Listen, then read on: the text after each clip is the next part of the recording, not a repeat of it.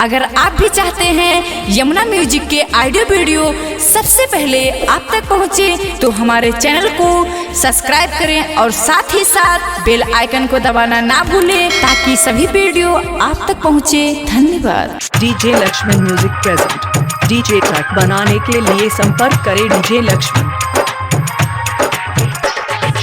माँ Vaishno recording studio Delhi.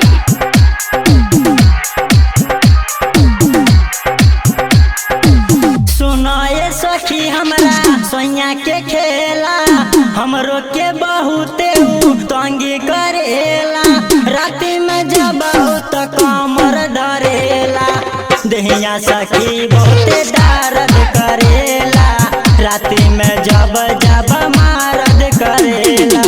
सुनाए सखी हमरा सोया के खेला हमरो के बहुते तंगी करेला राति में जब बहुत कमर धरेला दहिया सखी बहुते दर्द करेला राति में जब जब मारद करेला। Lakshman mixing point hardware. Maa Vaishno recording studio Delhi. एको न छान हमके छोड़े ई भतरा रोजे बढ़ावता सखी उ खतरा ये सखी सुनतारू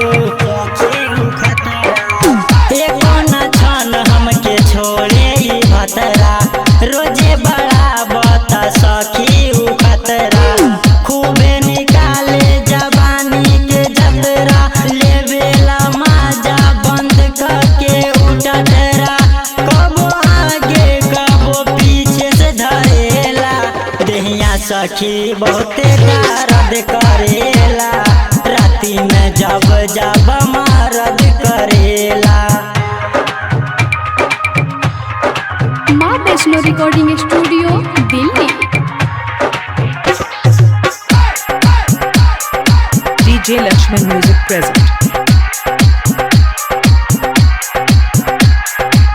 बिलास प्रेमी नहीं करेला आतर दिन प दिन उत हो जाता पातर सुनतारू हो जाता पातर। बिलास प्रेमी नहीं करेला आतर दिन प दिन उत हो जाता पातर माने ना बतियाऊ कितना बताई खाली बोलेला रामधनी चढ़ाई हमरो भतार हम पे बहुते मरेला दहिया सखी बहुते दर्द करेला राति में जब जब मारद करेला।